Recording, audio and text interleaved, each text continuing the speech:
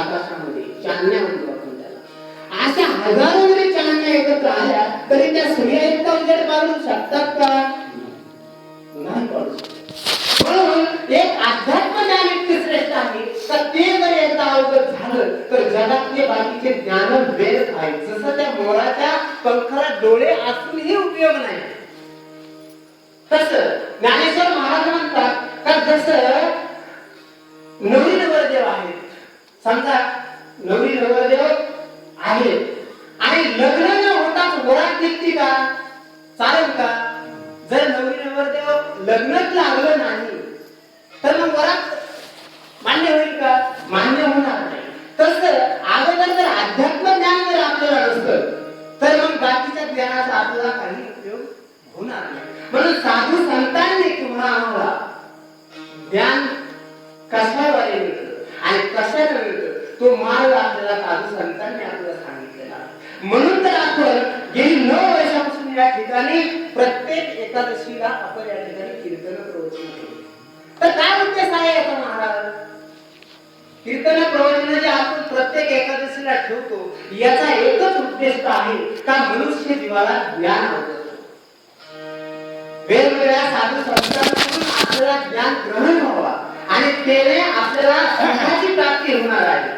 कारण परमार्थ जो करायचा आहे आपल्याला तो फक्त सुखासाठी करायचा आहे. आणि तुम्ही आम्ही जे सुख शोधतो आहोत ते प्रपंचामध्ये सुख.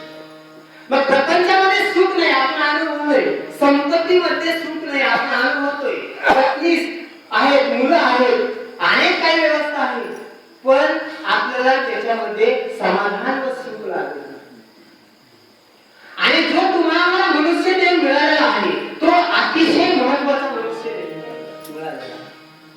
किती मनुष्य देव दुर्मिळ आहे तुम्हाला सांगतो का? जसं कावळ्याच्या आंधळ्याच्या टाळीमध्ये जसा कावळा यावा त्या पद्धतीनं अचानक आपला हा नरदेह मिळालेला आहे.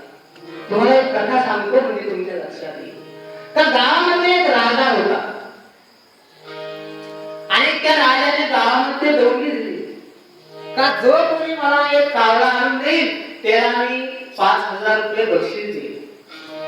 आता पहा राजा कधी काय मागेल सांगता येत नाही. पूर्वीचे राजे मोठे चतुर आणि हुशार होते, ते कधी काय मागतील समाजाकडे काही सांगता येत नव्हतं. म्हणून त्यांनी अशी दौंडी दिली का मला जो कावळा आणून देईल त्याला मी 5000 रुपये बक्षीस देईल.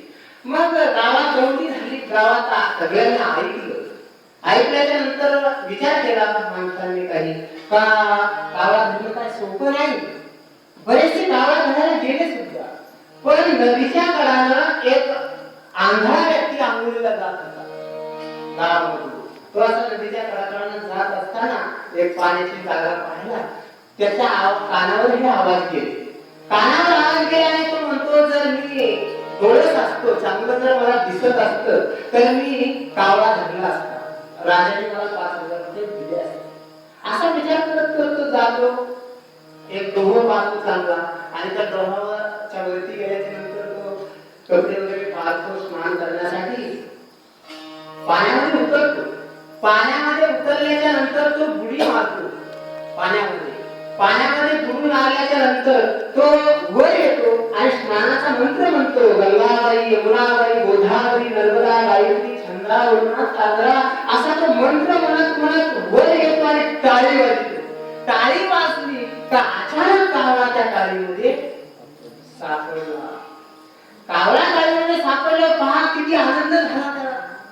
इतका आनंद झाला का त्याला असं वाटलं का मला एक कावळा सापडला आणि कावळा धरणं काय अवघड नाही. पाण्यात उडी मारायची, वर यायचं, टाळी वाजायची आणि कावळा हातामध्ये येऊन सापडतो. असा विचार केला त्याने आनंदाच्या भरामध्ये. त्याला वाटलं अजून 2-4 कावळे जर आपण धरले तर आपल्याला अजून 5-5 हजाराचे पैसे जास्त वाढवतील. कारण मनुष्य पहा आणावा होता पण पैशाची अपेक्षा कोणाला देणार सांगा. प्रत्येकाला पैशाची अपेक्षा आहे. याची अपेक्षा वाढली. ते म्हणतात ना का आनंदाच्या भरामध्ये माणसाला काहीतरी दुर्बुद्धी सुचते. तसं अति आनंद झाला आणि त्याला असं वाटलं काय आपण अजून कावळे धरावे म्हणून त्याने तो आता कायला कावळा बंगलामध्ये घातला, पुन्हा पाण्यामध्ये उडी मारली, वर येऊन टाळी वाजत तो कावळा कसा काय येईल परत त्याच्यामध्ये? बंगलातला कावळा सटकून गेला आणि मग म्हणतो अरे एक मिळाला होता आणि हा सुद्धा निघून गेला, आता 5,000 आपल्याला मिळणार नाही. मग तो पस्तावा करायला लागला. तसं तुम्हाला जो नरदेह मिळालेला आहे, जो मनुष्य देह मिळालेला आहे, असा देह दुर्मिळ असणारा अचानक पद्धतीने आपल्याला मिळालेला आहे. तुम्ही आणि बसलेले पैकी मी सांगतो का प्रत्येक जणाने असा विचार करून पहा,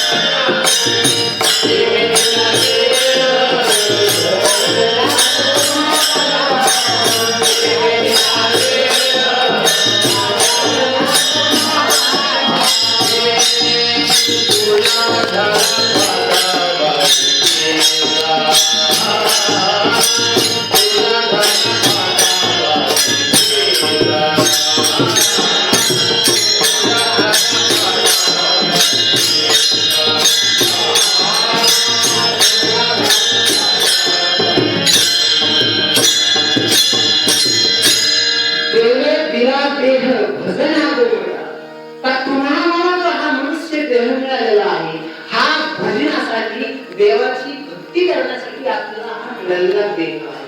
आणि जर असा दुर्मिळ असा देह न कोणालाही न मिळणारा असा देह, हा जर देह मिळूनही आपल्याला जर या देहाचं महत्व वाढवता आलं नाही तर निश्चित आत्मा अधोगतीला जाऊ शकतो. दिले इंद्रिय हात पाय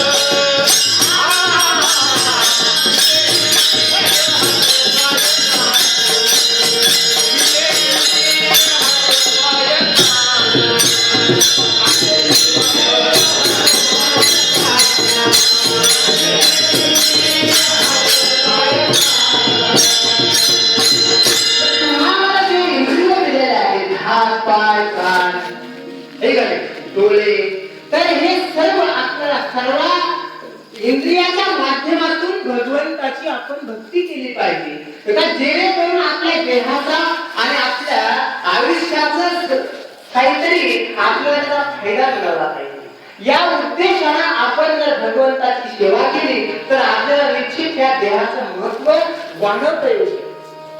कारण ज्या प्रपंचामध्ये तुम्ही आले आहात, ह्या प्रपंचामध्ये कुठलंही सुख नाही. कारण तुम्ही आम्ही प्रपंच अनुभवतो आहोत. तुम्ही प्रत्येक जणांना विचार करा का प्रपंचामध्ये आपण जे काम करतो ते आपला सुखकारक वाटत, पण अंत हा आपला त्याच्यापासून दुःखच. कोणती वस्तू घ्या, जगातली कोणती वस्तू घ्या, ही वस्तू आपल्याला आनंद देते असं आपल्याला वाटतं, पण वास्तविक त्याच्यामध्ये आनंद नाहीये. कारण संसार मुळातच दुःखाचा सांगितला जातो संतांनी. संसाराचं वर्णन जर पाहिलं आपण तर संसार दुःख मूळ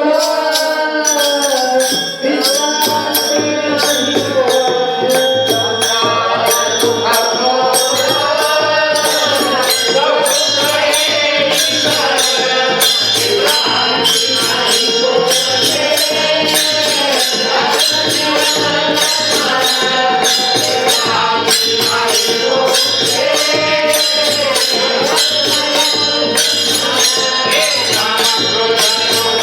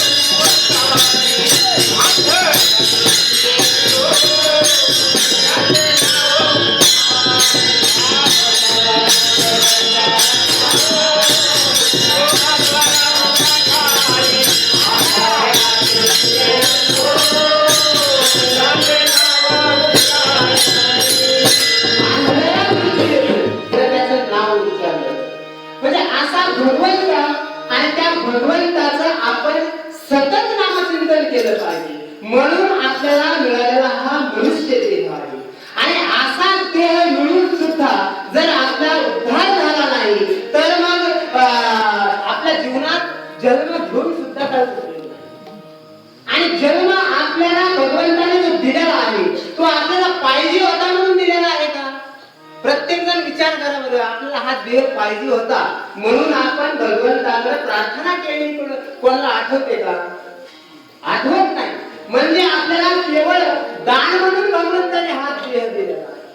आणि हा देह मिळून सुद्धा आपण जर त्या भगवंताला ओळखलं नाही आणि जर त्याला ओळखलं नाही तर आपण त्याचं नावही घेणार नाही.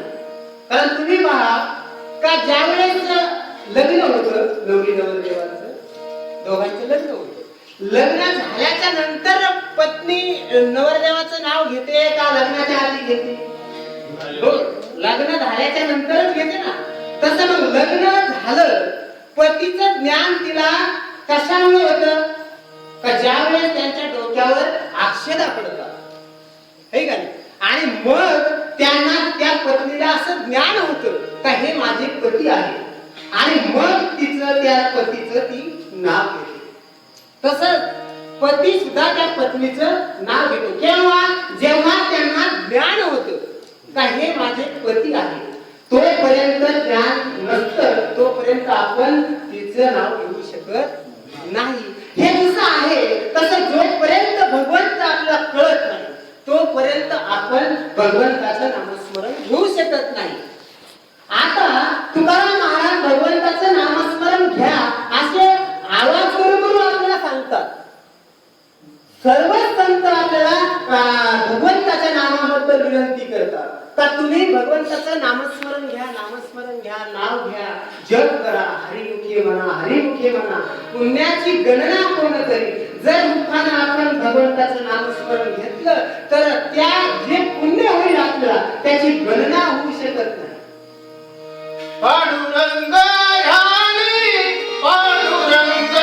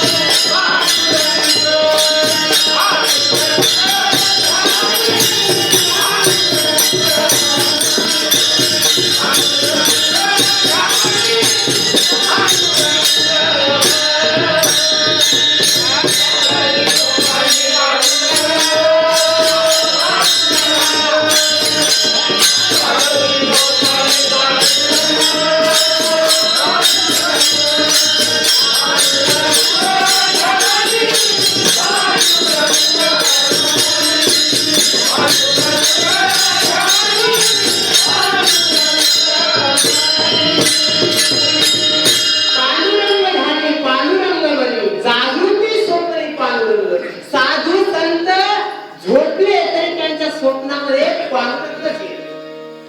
तुम्ही आम्ही जर झोपलो तर पांडुरंग येतो का आपल्या स्वप्नामध्ये? दिनरजनी हारी गंगा गोविंदा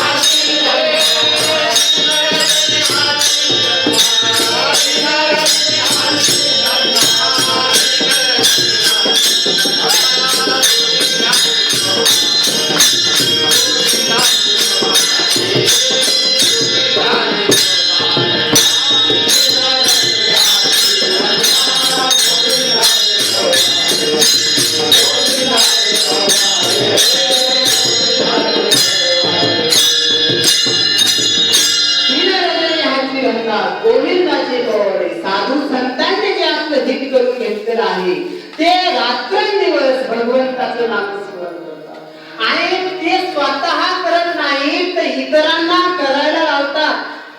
ते हा जो कीर्तन भक्ती आहे, नामस्मरण भक्ती आहे, कीर्तनाचा विशेष नाम आहे.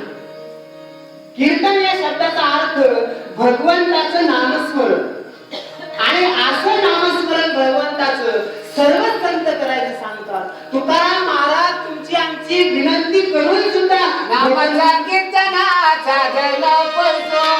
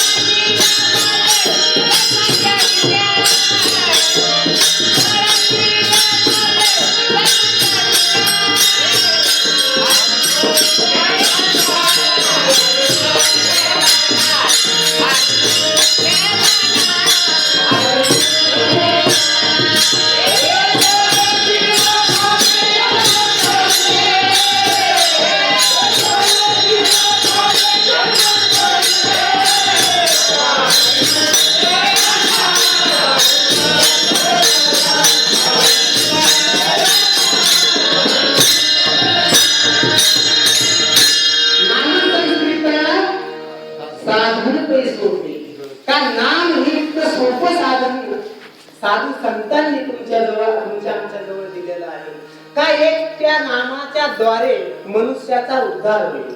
उद्धार संसार सुद्धा सुफल होईल आपला जर मनुष्याने भगवंताचं नामस्मरण घेतलं तर. कारण त्या नामात किती ताकद आहे तुम्हाला सांगतो का तृणावेळे समरस झाले तैसे नामे केले जगता.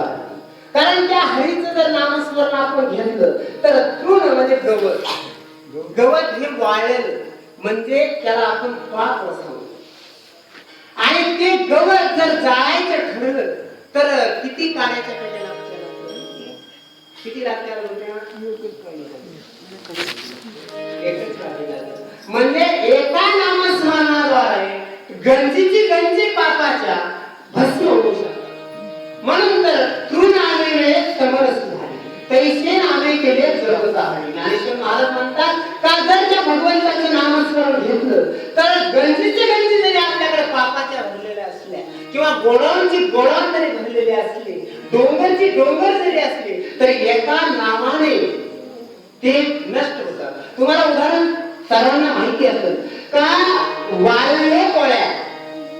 वाळल्या होळी तो एक दृष्ट होता आणि तो त्याने किती पाप केलं होतं. 7 रांजण भरले होते. एक खडा टाकायचा तो बारीक असे 7 रांजण भरलेली इतकी त्याने पाप केलेलं खून केलेलं. आता कलियुगामध्ये तर आपण काहीच पाप केलेलं नाही असं म्हणा आहे का नाही. पाप केलेलं आहे का आपण केलेलं नाही पाप आपला तर सहज उद्धार होईल फक्त आपण नामस्मरण घेतलं पाहिजे भगवंताचं.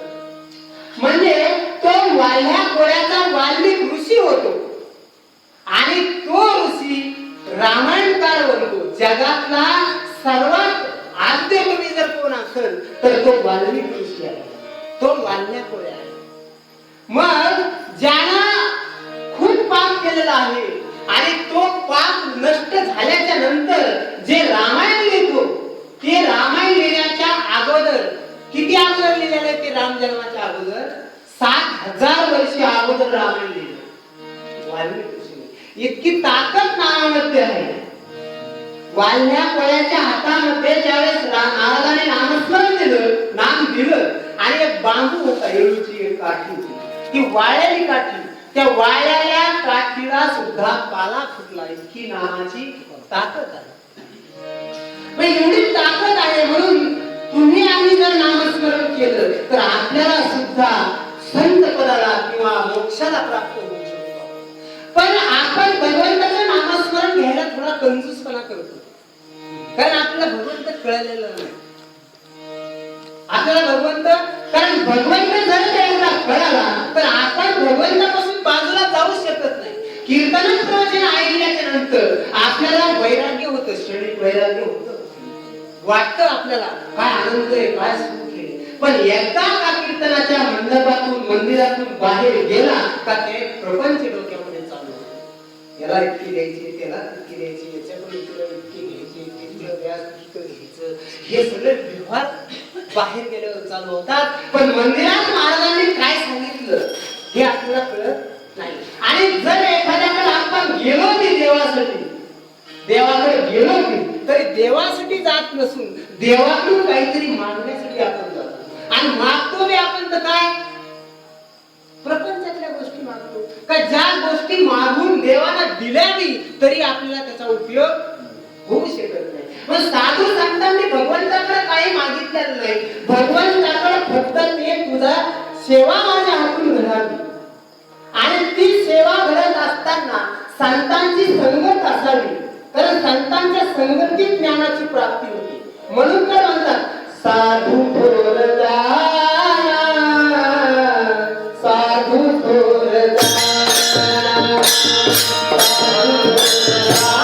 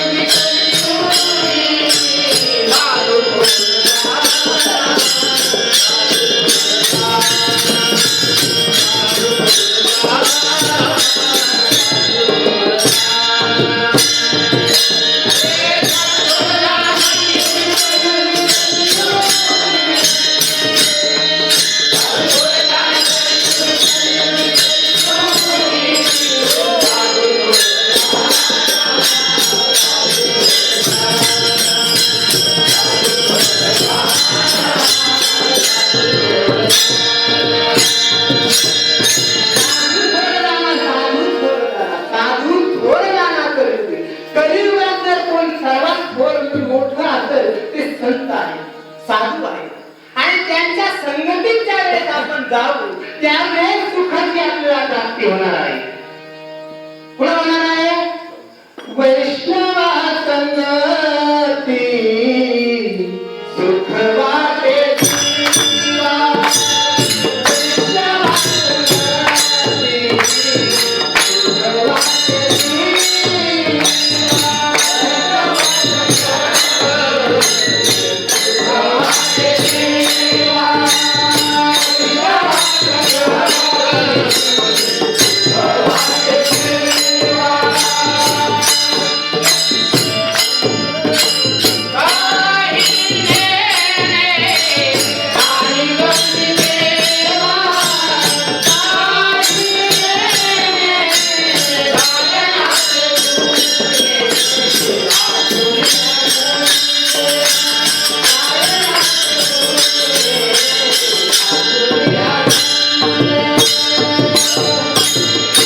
वैष्णवा संगती सुख वाटे जीवा.